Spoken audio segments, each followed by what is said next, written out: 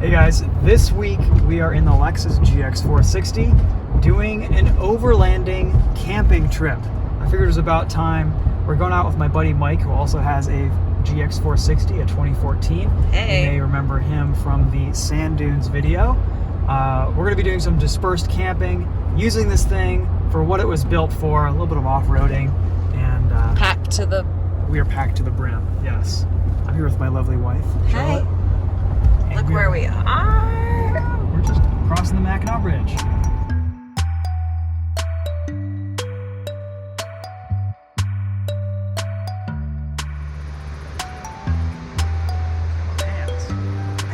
We've arrived at our first campground, and it is stunning. Oops, almost fell.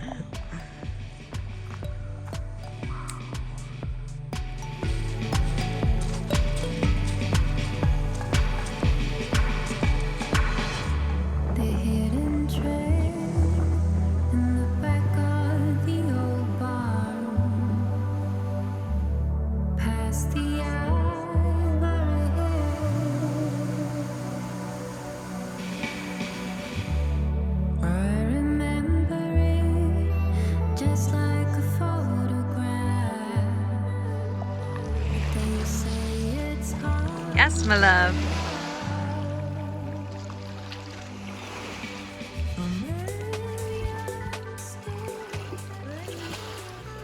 What happens in a Lexus GX when you're stuck in traffic? You get great gas mileage. And when the GX in front of you is basically just a sailor with its rooftop tent. Thank you, Mike. Those MPGs just keep on climbing. This is after about 30 miles of driving too, which is pretty impressive. Lots of pretty lakes. Also 26.7 mpg, 26.8.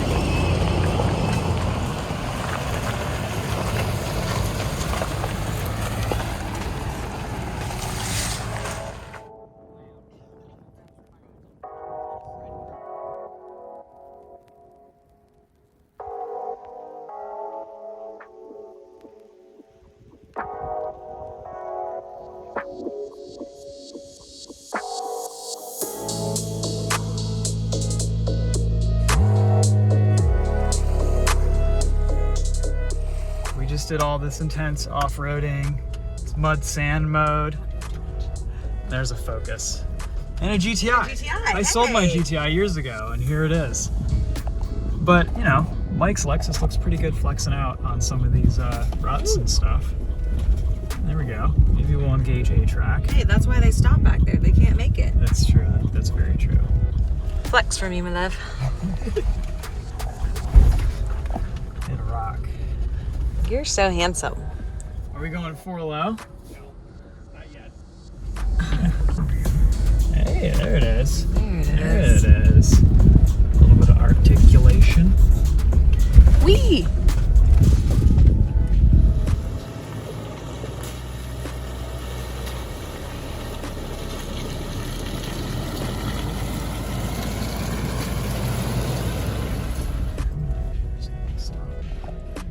Oh yeah. Look at it, Mike. Here we go, Topher. There she goes.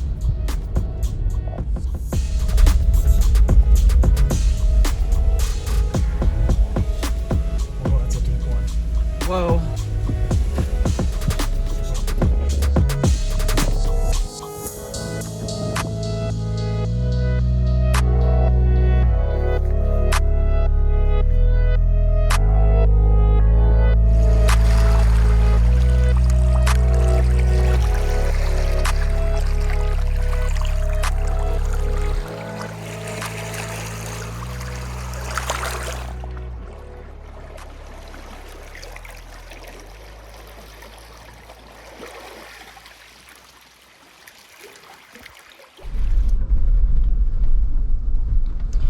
Alright guys, we just finished camping at High Rock Bay in the Upper Peninsula of Michigan, and we are headed back onto the main road, but we've got some off-road fun here before we do so.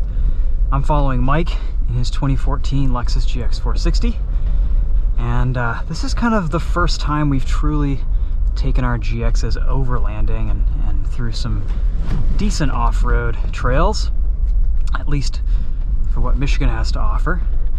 On the way out here, the GX did really well in stock form. I put it into 4 low about a third of the way through, and that seemed to be just a little bit more comfortable to drive through, a little bit more throttle control with the lower gearing, and we're at stock standard ride height. The only modification I've done to this is I've fitted 17-inch tires with 255 70/17 Cooper AT3 4S all-terrain tires. Of course, we're out here in our GX 460s, and everyone else has lifted Jeeps and 4x4s, and there's a Pontiac vibe following us through this.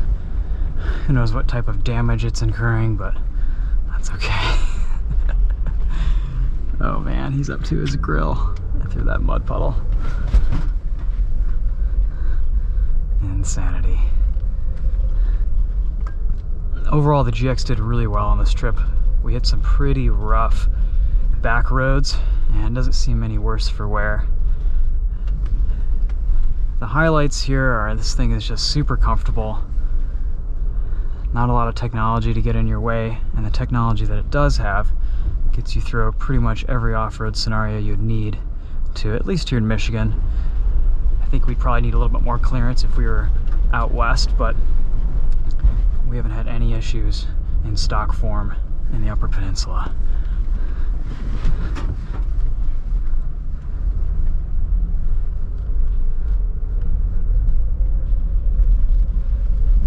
Ahead of us, Mike bought a rooftop tent setup for his GX. The advantages to that is very quick, easy setup and takedown. We went with the traditional ground tent, and we do have a little bit more room than they do in theirs in our tent, just because it's a larger setup. But I will say the rooftop tent is a nice way to go if you're going to be overlanding a lot. The only disadvantage is if you need to go somewhere during the day, you have to take everything down and fold it back up. He has the Smitty built 2 tent, and he seems to really like it.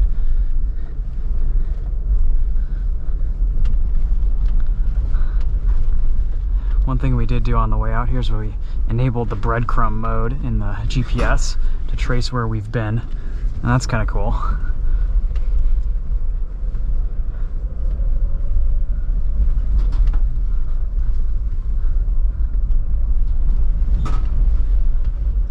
I mean, this road isn't crazy. It's just a lot of mud holes and some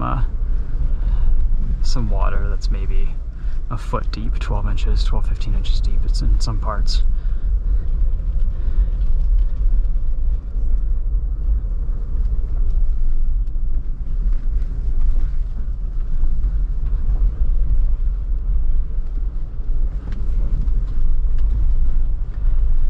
We saw a few motorcycles fly through here the other day, and that's really the way to do it through this stuff.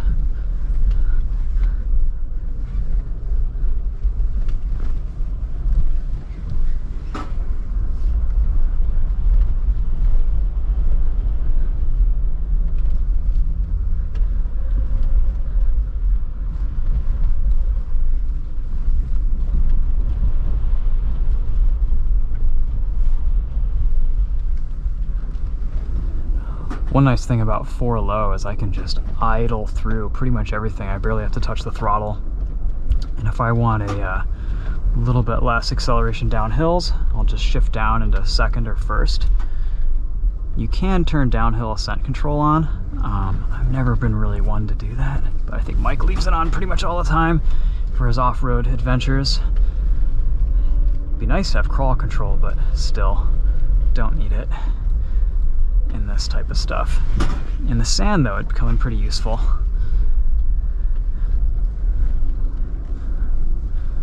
Lots of our articulation here. KDSS getting a workout. Pontiac vibe in my mirror. This is like a Top Gear challenge where that one car that no one wants to drive is just menacingly sitting in the background. It's a nice little river crossing here. But that thing isn't as comfortable as this though. Oh no, we're off-roading with cooled seats, nice air conditioning, leather. The only thing we don't have going is classical music.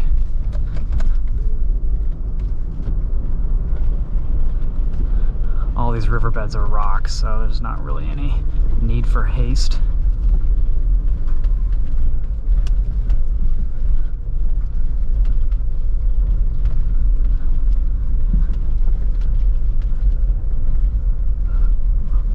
I've aired down to about 23 psi here. I want to maintain some ground clearance while also having a slightly better ride and resist any punctures.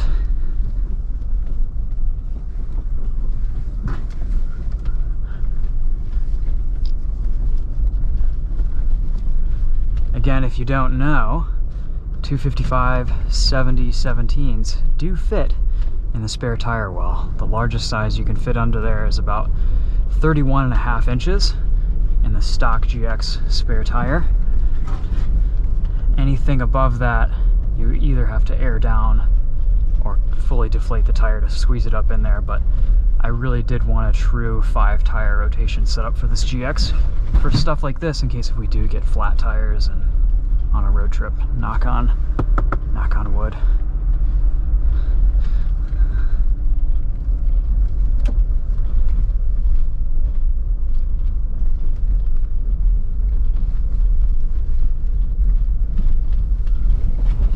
We've experienced a ton of dusty, dirty roads on this trip, and I pulled out the air filter from the airbox yesterday, and I have a new filter in there, and I couldn't believe how little dust there was. I mean, we've probably driven hundreds of miles down dirt roads, barely could see ahead of us 100 feet with Mike ahead of me, and the intake design on this GX is really, really good for keeping dust out. Oh yeah, there we go. There's downhill ascent control doing its job.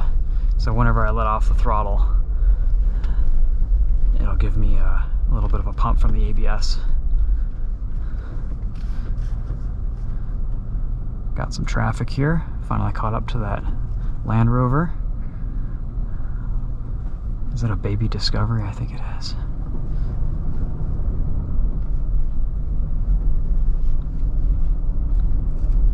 I don't see the behind us. Yeah, I think the Vibe either died or He's taking a break. he's taking a break.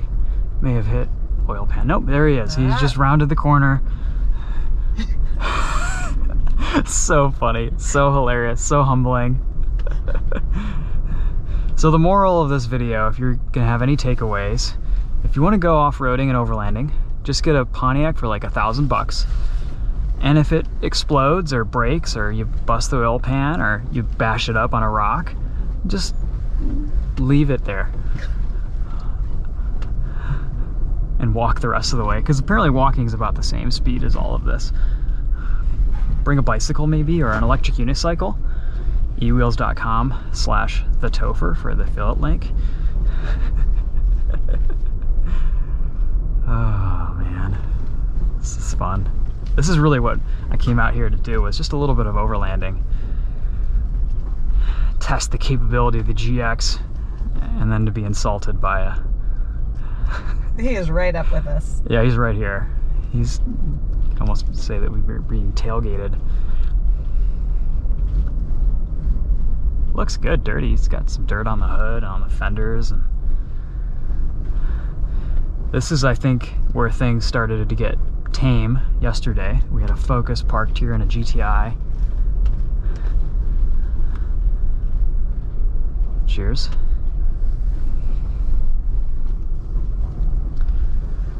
Alright guys, well I think it gets pretty boring from here on out. There's nothing special going on on this road. We'll wrap up the video there. Thanks for watching. Let you guys know if we go on any more adventures in the GX, but for now this has been an enjoyable drive and definitely a humbling experience on what is really necessary in an overlanding vehicle.